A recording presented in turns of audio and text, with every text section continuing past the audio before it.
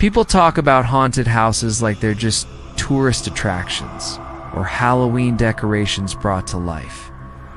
But they never tell you the truth. Some houses aren't haunted by ghosts. Some are haunted by the things that fed on the ghosts. There's a place on the edge of my hometown, a sagging colonial with chipped shutters and a roof that looks ready to collapse. From the outside, it's nothing more than rotten ruin. But inside, the lights never go out. They've been glowing for almost 40 years, long after the family who lived there died in ways too awful to describe. No one dares live in it. No one even dares cut the power, because they tried that once, and what happened? Left stains on the street no one could ever clean but me. I thought I was smarter. I thought I was brave. I went in with a recorder, a camera, and curiosity. Now, I know curiosity isn't what kills you. It's the house itself. I arrived just before dusk. The street was silent, not even crickets singing.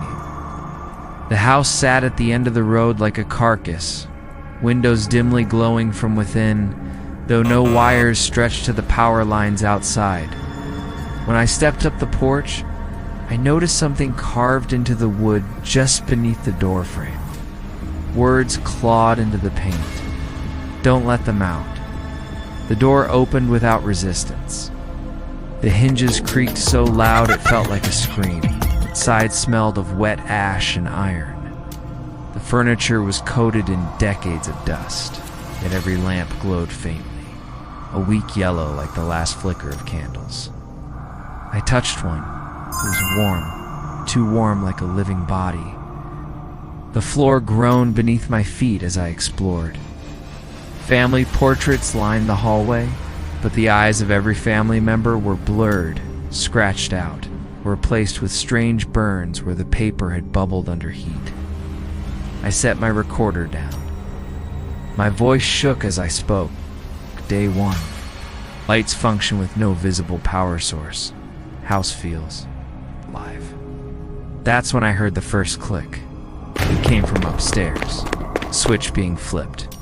Then another, and another. Room by room, light after light came alive, glowing brighter than before. When I climbed the stairs, the air grew thick, hotter with each step, as if I were walking into a furnace. Every door was closed, but under each one, a faint golden glow bled out across the floorboards. I gripped a doorknob. It was hot enough to blister. Behind the door, something shuffled, slow, deliberate. I didn't open it. Instead, I went to the basement to check the breaker box. My flashlight cut through webs thick as hair, my boots crunching on glass. The breaker was there, rusted, untouched, and dead. The wires weren't attached to anything. They dangled in the air like veins cut free from flesh. But the bulbs overhead still buzzed. I should have left then. I should have turned and run. But I stayed, whispering into my recorder. This is possible, something whispered back. A voice not caught by my ears, but burned into the recorder's tape. Not impossible.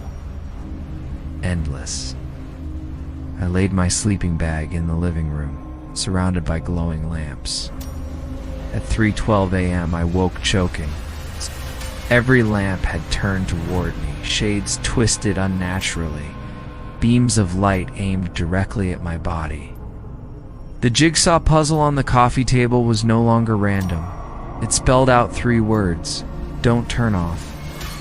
The shadows in the corners of the room weren't shadows at all.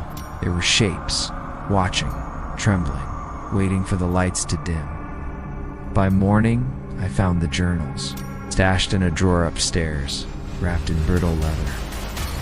They belonged to the Kellers, the couple, and their daughter.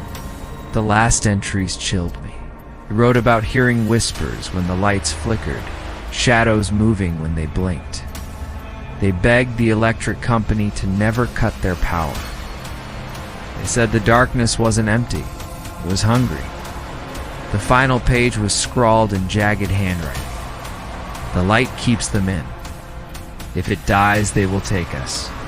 The next day, the company shut off their electricity. The Kellers were found roasted alive, eyes burned hollow, bulbs glowing beside their corpses. On my second night, I made the worst mistake possible. I switched off a lamp. The darkness that fell wasn't normal. It oozed. It crawled. I felt it push into my mouth, my ears, my skin. Footsteps thundered upstairs, dozens of them, racing, stomping, shaking the ceiling like a stampede. My recorder caught it all, voices screaming over each other, wailing, moaning, begging. When I flicked the lamp back on, silence crashed down. The lampshade was scorched black. On the wall beside me, something had been written in smoke. One more chance. Over the next days, the house revealed itself. The Keller daughter appeared first, a pale figure at the end of the hall. Her eyes were bulbs, buzzing faintly. Her skin was stretched thin, glowing with filaments beneath. Then the parents followed. They didn't move like people. Their heads twitched in jerks, their jaws opening too wide, teeth shattered like glass. They stood beneath the lamps as if tethered, watching me, never stepping out of the light. But when the bulbs flickered, their necks snapped toward me in unison. I tried to leave on the 6th day. I opened the front door, but there was no world outside. No street, no sky, no sound. Just infinite black, pressing against the doorway like a sea. The girl's voice echoed from behind me. You can't go. The lights keep you here. I slammed the door shut. The house grew crueler. The lights burned hotter, humming so loud I could feel the vibration in my bones. The shadows writhed at the edges of every room, stretching, reaching, clawing at the glow. The puzzle spelled out new words every morning. Feed them. Stay awake. Burn your eyes. I smashed the pieces. But they reassembled when I blinked. I stopped eating. My skin blistered from the heat of the lamps. My eyelids cracked from lack of sleep. The photographs on the wall changed daily. The Keller family vanished, replaced by me. My own face twisted into a hollow-eyed corpse, glowing with light from within. The girl whispered in my ear every night, "They want your eyes. That's how they see." And I believed her. On the 9th night, I woke to find every lamp in the house shattered. Glass littered the floor. The darkness surged in, thick as tar, drowning the air. I screamed and lit a match. The flame burned bright and the shadows shrieked, recoiling like animals. But the flame was too small. The match died.